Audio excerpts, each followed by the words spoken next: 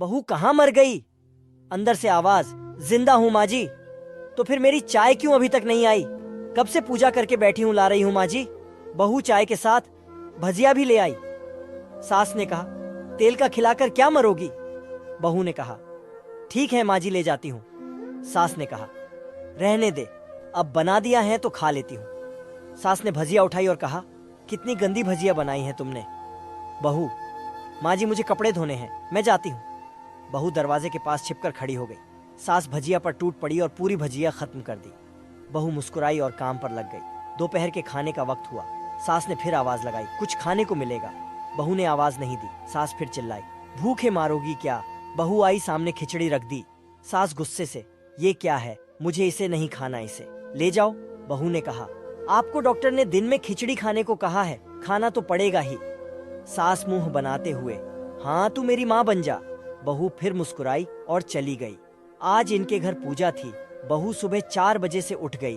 पहले स्नान किया, फिर फूल लाई, माला बनाई, रसोई साफ की, पकवान और भोज बनाया। सुबह के 10 बज गए। अब सास भी उठ चुकी थी। बहू अब पंडित जी के साथ भगवान के वस्त्र तैयार कर रही थी। आज ऑफिस की छुट्टी भी थी। उनके पति भी घर पर थे। पूजा शुरू हुई। सास चिल्लाती, बहू ये नहीं है, वो नहीं है। बहू दौड़ी दौड़ी आती और सब करती। अब दोपहर के 3 बज गए थे। आरती की तैयारी चल रही थी।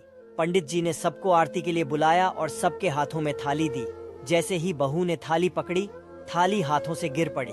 शायद भोज बनाते हुए बहू के हाथों में तेल लगा था, जिसे वो पोंछना भूल गई थी। सारे लोग तरह तरह की बातें करने लगे।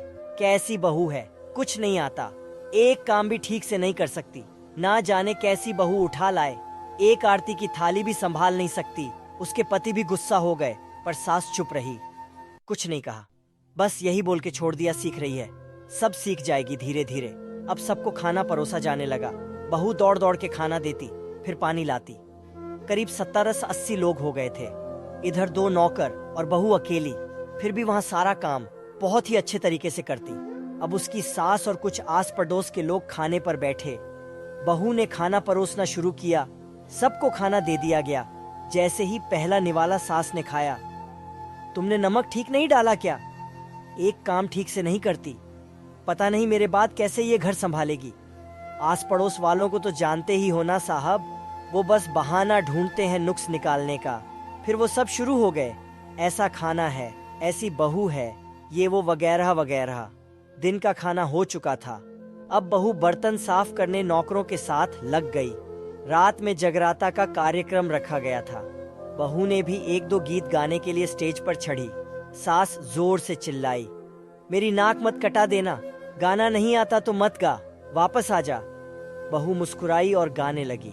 सबने उसके गाने की तारीफ की, पर सास मुंह फुलाते हुए बोली, इससे अच्छा तो मैं गाती थी जवानी में, तुझे तो कुछ भी नहीं आता। बहू मुस्कुराई और चली गई।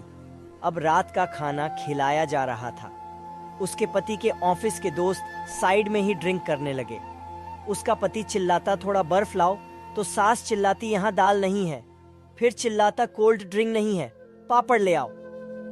इधर उधर आखिरी में उसके पति की शराब गिर पड़ी उसके एक दोस्त पर और बोलत टूट गई। पति गुस्से में 2 झापड़ अपनी पत्नी को लगाते हुए कहता है, जाहिल कहीं की, देखकर नहीं कर सकती, तुझे इतना भी काम नहीं आता। सारे लोग देखने लगे। उसकी पत्नी रोते हुए कमरे की तरफ दौड़ी। फिर उसके दोस्तों ने कहा, क्या यार, पूरा मूड खराब कर दिया, यहाँ नहीं बुलाया होता, हम कहीं और पार्टी कर लेते। कैसी अनपढ़ गंवार बीवी ला रखी है तूने, उसे तो मेहमानों की इज्जत और काम करना तक नहीं आता। तुमने तो हमारी बेइज्जती कर दी। अब आस पड़ोस की औरतों को और बहाना मिल गया था। वो कहने लगी, देखो क्या कर दिया तुम्हारी बहू ने, कोई काम कीन नहीं है। मैं तो कहती हूँ अपने बेटे की दूसरी शादी करा दो, छुटकारा पाओ इस गंवार से। सास उठी और अपने बेटे के पास जाकर उसे थप्पड़ मारा और कहा, अरे नालायक, तुमने मेरी बहू को मारा, तेरी हिम्मत कैसे हुई, तेरी टांग तोड़ दूंगी। उसके बेटे के दोस्त कुछ कहने ही वाले थे कि उसकी माँ ने घूरते हुए कहा, चुप, बिल्कुल चुप, यहाँ दारू पीने आए हो, जबकि पता है आज पूजा है और तुम्हें पार्टी करनी है। कैसे संस्कार दिए हैं तुम्हारे माता पिता ने, और किसने मेरी बहू को जाहिल बोला? जरा इधर आओ, चप्पल से मारूंगी अगर मेरी बहू को किसी ने शब्द भी कहा तो। अरे पापी, तूने उस लड़की को बस इसलिए मारा कि तेरी शराब टूट गई। पापी, वो बच्ची सुबह 4 बजे से उठी है, घर का सारा काम कर रही है, न सुबह से नाश्ता किया न दिन का खाना खाया, फिर भी हंसते हुए सबकी बातें सुनते हुए ताने सुनते हुए घर के काम में लगी रही। तेरे यार दोस्तों को वो अच्छी नहीं लगी। जूते से मारूंगी तेरे दोस्तों को जो कभी उन्होंने ऐसा कहा।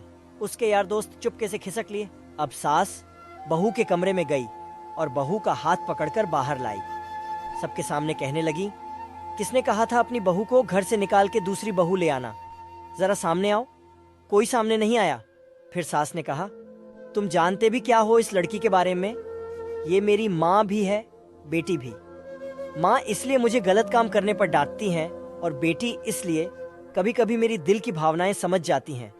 मेरी दिन रात सेवा करती है, मेरे 1000 ताने सुनती है, पर एक शब्द भी गलत नहीं कहती, ना सामने ना पीठ पीछे। और तुम कहते हो दूसरी बहू ले आओ। याद है ना छुटकी की दादी अपनी बहू की करतूत? सास ने गुस्से से पड़ोस की महिला को कहा, अभी पिछले हफ्ते ही तुम्हें मियाँ बीवी भूखे छोड़ घूमने चले गए थे। मेरी इसी बहू ने 7 दिनों तक तुम्हारे घर पर खाना पानी, यहाँ तक कि तुम्हारे पैर दबाने जाती थी, और तुम इसे जाहिल बोलती हो। जाहिल तो तुम सब हो जो कोयले और हीरे में फर्क नहीं जानते। अगर आइंदा मेरी बहू के बारे में किसी ने एक लफ्ज भी बोला तो मुझसे बुरा कोई नहीं होगा, क्योंकि ये मेरी बहू नहीं, मेरी बेटी है।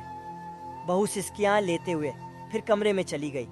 सास ने एक प्लेट उठाई और भोजन परोसा और बहू के कमरे में खुद ले गई। सास को भोजन लाते देखा तो बहू ने कहा, अरे माँ जी, आप क्या कर रही हो, मैं खुद ले लेती। सास ने प्यार से ताना मारते हुए कहा, डर मत, इसमें जहर नहीं है, मार नहीं डालूंगी तुझे। तुझे नई सास चाहिए होगी, पर मुझे अभी भी तू ही मेरे घर की बहू चाहिए। बहू ने अपनी सास को रोते हुए गले से लगा लिया। सास भी रो दी पहली बार और कहा, चल खाना खा ले। फिर मजाक करते हुए कहा, फिर मेरे पैर दबाने चले आना, और ये ख्याल मन में मत लाना कि सास पैर बोलती है। किसी दिन मैं इसका गला दबा दूंगी, क्योंकि कभी मैं भी यही सोचती थी। दोनों हंसने लगी और आपस में बातें करने लगी। बहू ने खाना खाया और शाम के बर्तन धोने किचन में चली गई। पीछे से सास भी आ गई और बहू से कहने लगी, बेटी आज तुमने बहुत मेहनत की है, जाओ थोड़ा आराम कर लो जाके, ये सब छोड़ दो, मैं कर लूंगी। बहू कहने लगी, नहीं माँ जी, मैं कर लूंगी, वैसे भी थोड़ा सा ही तो काम है और रात भर आराम ही करना है। बहू काम करने लगी और सास एकटक अपने बहू के मासूम चेहरे को देखती रही और सोचती रही, पता नहीं मैंने पिछले जन्म में कौन से पुण्य किए थे जो मुझे देवी जैसी बहू मिली। भगवान ऐसी बहू सबको दे। सोचते हुए सास अपने कमरे में चली गई। सास अपने कमरे में चारपाई पर लेटी थी और आधी नींद में थी। तभी किसी ने सास के पैर पकड़े और प्यार से दबाने लगे। सास की नींद खुल गई तो उसने देखा कि बहू पैरों के पास बैठी है और सास के पैर दबा रही है। सास उठकर बैठ जाती है और बहू से कहती है, बहू अब क्या तू मुझे रुलाएगी? तू सुबह से बराबर किसी शिकायत के काम कर रही है, तू बहुत थक गई है, अब अपने कमरे में जा और आराम कर जाके। बहू कुछ नहीं बोली और उठकर अपने कमरे की तरफ चली गई। कमरे में पहुंचकर बहू ने देखा कि उसका पति बेड पर लेटा है। बीवी को आते देख पति उठकर बैठ गया और अपनी पत्नी से कहने लगा, देखो मुझे पता है आज मुझसे बहुत बड़ी गलती हो गई, मुझे तुम पर चिल्लाना नहीं चाहिए था, लेकिन मुझे अचानक से बहुत गुस्सा आ गई और मैंने तुम पर हाथ उठा दिया और तुम पर चिल्लाया, तुम्हें भला बुरा कहा, प्लीज मुझे माफ कर दो। पत्नी कहने लगी, आप कैसी बात कर रहे हैं, मैंने आपकी बातों का बिल्कुल भी बुरा नहीं माना। तभी उसके पति ने उसे अपने गले लगा लिया और दोनों बहुत खुश थे। अब उसका पति भी उससे बहुत प्यार करने लगा। दोस्तों, आपको ये कहानी कैसी लगी कमेंट करके जरूर बताना और वीडियो को एक लाइक करके चैनल को सब्सक्राइब कर लीजिए। मिलते हैं अगली वीडियो में। धन्यवाद।